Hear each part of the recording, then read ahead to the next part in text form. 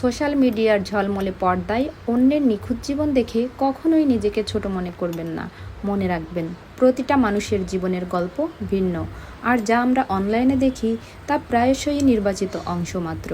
মানুষ সাধারণত তাদের সংগ্রামের গল্প বা পেছনের কঠিন পরিশ্রমের কথা বলে না, বরং সাফল্যের মুকুটটাই দেখায়। আপনার নিজস্ব পথ চলা, আপনার চেষ্টা এবং আপনার অর্জনগুলোও মূল্যবান।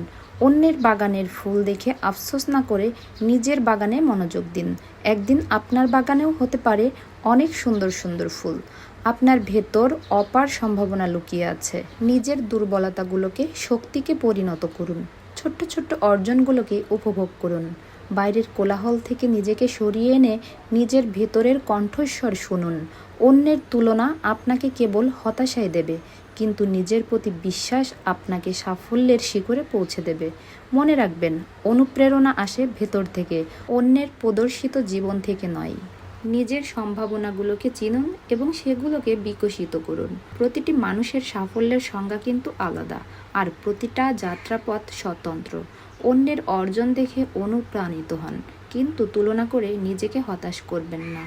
নিজের লক্ষ্য স্থির করুন, নিজের চেষ্টাকে সম্মান করুন এবং নিজের গতিতে এগিয়ে চলুন। আপনার জীবনের গল্পটা আপনারই, আর সেটাকে সুন্দর করে তোলার দায়িত্বও আপনার।